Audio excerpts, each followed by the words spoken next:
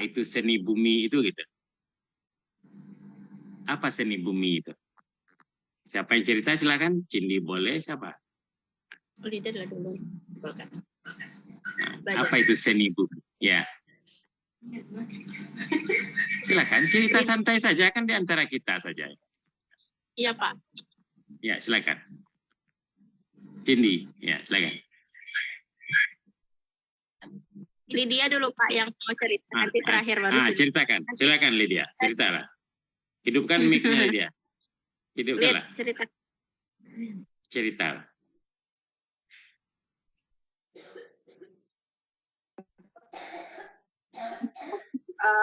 Seni bumi itu terinspirasi dari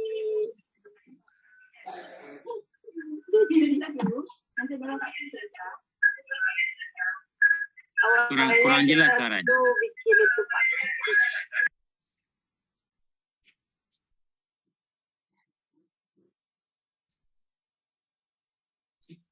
Kurang jelas suara Lydia. Nah.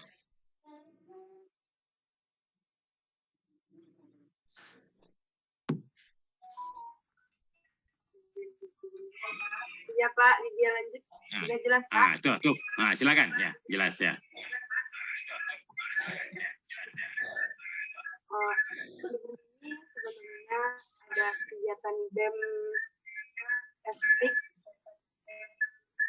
di bidang PSDM Pak.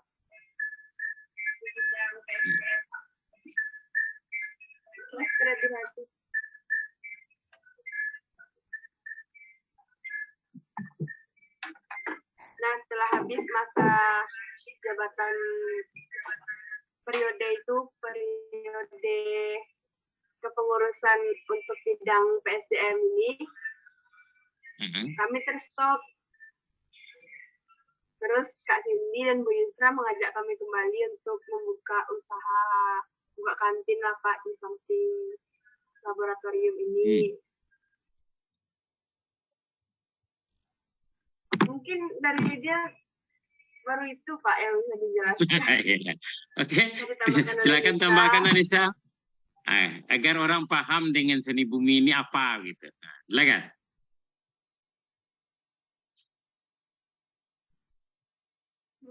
Ya, sebentar. Ibu. Silakan cerita. Apa? Mie apa? Mie goreng.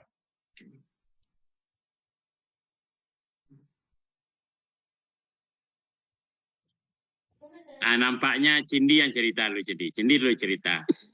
Agar orang lain tahu apa ini seni bumi ini. Ya Pak. Assalamualaikum warahmatullahi wabarakatuh. Matin apa itu? Ya.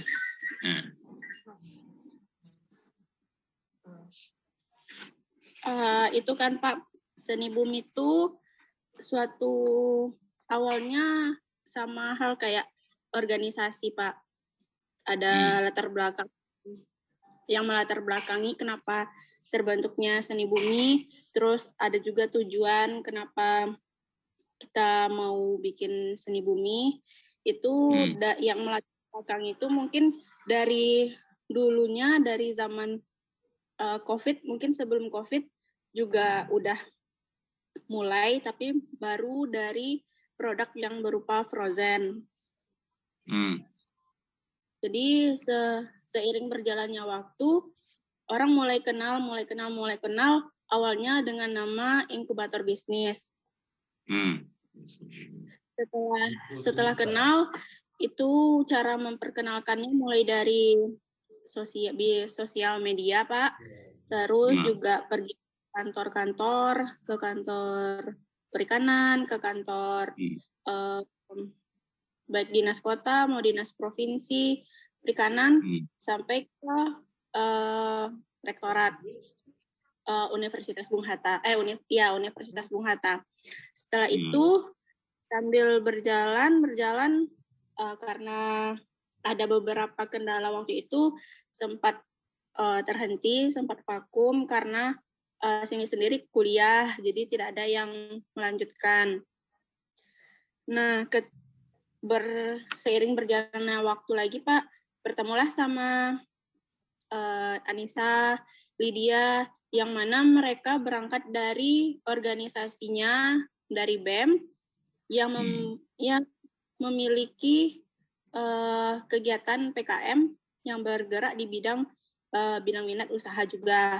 Nah, kebetulan mereka ingin melanjutkan kegiatan yang telah Cindy dengan Bu Yusra dulu pernah jalankan.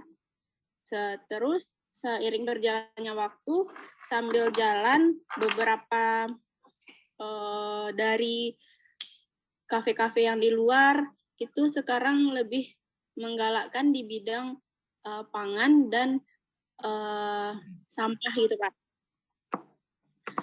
Jadi ketemu sama orang-orang yang sehobi yang suka mendaur ulang sampah. Jadi dia punya toko di Taplo itu Pak. Jadi kedainya itu berangkat dari zero waste. Tidak ada sedikit pun sampah yang terbuang. Kalaupun ada itu didaur ulang kembali bagaimana dia bisa digunakan kembali. Nah, berangkat dari sana sempat terpikir jika orang bisa, kenapa kita tidak? Sementara kita juga bisa melakukan hal yang sama, memproduksinya hal yang sama. Jadi diputuskan waktu itu mulai dari membuat ekoenzim, sabun ekoenzim, sampai ke aplikasinya Pak, dan dijualkan, alhamdulillah ada juga peminatnya. Jadi dari awal produknya yang frozen, sekarang waktu itu sampai ke yang berbasis zero waste. Setelah itu karena beberapa produk yang terpikir jika hanya frozen, berarti orang hanya mengkonsumsinya dibawa ke rumah. Jika kita punya tempat, kenapa tidak? Nah, saat itu kami diskusi untuk membentuk, mengelola sebagian tempat di labor untuk usaha. Nah, kita sepakati untuk membentuk Seni Bumi ini. Seni Bumi terbentuk dari kesepakatan mahasiswanya sendiri dulu, Pak. Mereka mau, kalau mau baru dibantu, dicarikan jalan, dicarikan solusi gimana caranya supaya keinginan mahasiswanya sendiri tercapai dan tujuan yang sebenarnya juga tercapai. Jadi terpikir namanya Seni Bumi itu dari zero waste tadi Pak. Jadi beberapa tahun belakangan orang banyak yang mengatakan zero waste, penanggulangan sampah kembali. Dari sana ada yang punya namanya Gerai Prabumi, ada yang namanya punya Ibumi, ada yang kafe Ibumi. Jadi banyak yang berbasis bumi dan ketika itu dia orang langsung melirik gitu Pak. Jadi kami juga terinspirasi dari sana, kita bikinlah yang juga namanya unsur-unsur bumi karena kita juga mendaur ulang sampah untuk menyelamatkan bumi. Gitu Pak. Jadi dari di sana kami sepakat buat dengan nama Seni Bumi karena awalnya juga ada jual kerajinan tangan kayak makrame, sabun ekoenzim, sebagainya gitu Pak. Ya jadi lebih begitu Pak latar belakang dari berdiri Seni Bumi. Seni Bumi. Terima kasih Cindy. Ini sudah hadir pembina Bu Yusra. Nah, tadi baru kita minta informasi ke adik-adik ini, kenapa kok namanya Seni Bumi gitu. Itu Bu Yus. Nah, mungkin ada tambahan dari pembinanya dulu. Silakan Bu Yus.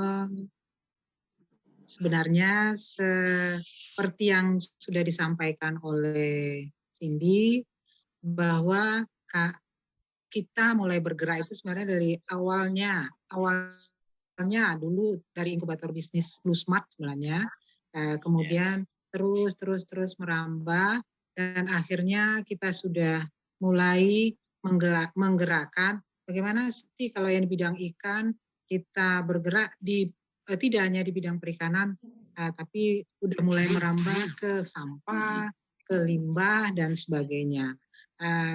Contohnya kalau yang di bidang perikanan, bagaimana kita memanfaatkan seluruhnya dari ikan itu sehingganya tidak ada limbah yang terbuang lagi, itu awalnya.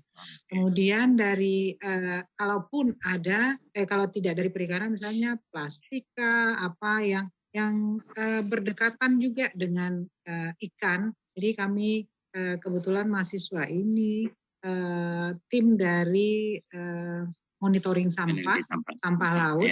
Jadi monitoring sampah laut. Jadi semuanya terkait di sana Pak. Jadi kami berusaha bagaimana dengan kegiatan ini semuanya berbau zero waste. Jadi cintai bumi semuanya dan itu pun tidak terlepas dari perikanan dan bumi gitu Pak. Oke. Nah, sekarang kan sudah menunjukkan ya ada tren untuk keberhasilan. Nah, mungkin siapa yang mau dulu bercerita, apa ukuran sukses sebumi ini kira-kira? Kan tadi memang kan zero waste, apa ukuran suksesnya kira-kira? Siapa yang duluan? Ngomong lagi jadi. Saya belum ada ngomong loh. Dia kali. Nah, silakan. Kita ngomong santai, kan kita bertemu sehari. Zero waste, ukuran sukses. Apa ukurannya gitu? Sukses dari usaha seni bumi ini gitu. Siapa yang duluan?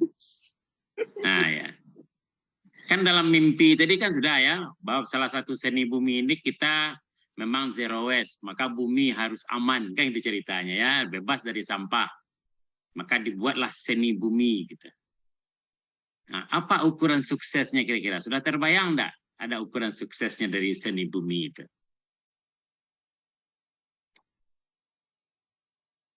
Apakah target pasarnya atau omset penjualannya? Nah, apa kira-kira? Nah, itu. Gimana Cindi? Sudah terbayang atau belum? Kalau untuk sendiri Pak, mungkin karena berangkat dari zero waste tadi, kan bisa memanfaatkan limbah kan Pak. Mungkin harapannya tidak ada limbah lagi yang terbuang sia-sia.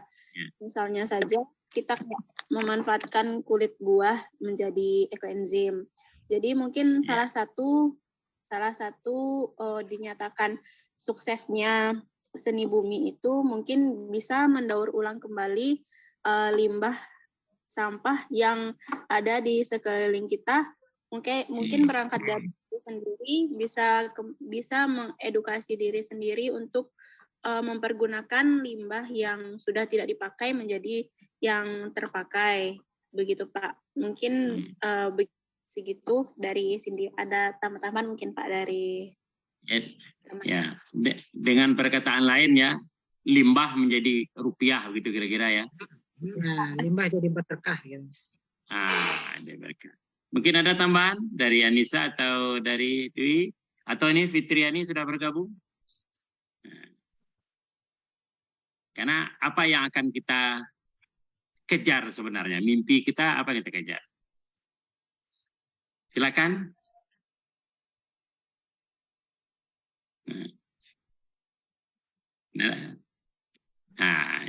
Harus berlatih ya Lydia sama Anissa mengemukakan pendapat.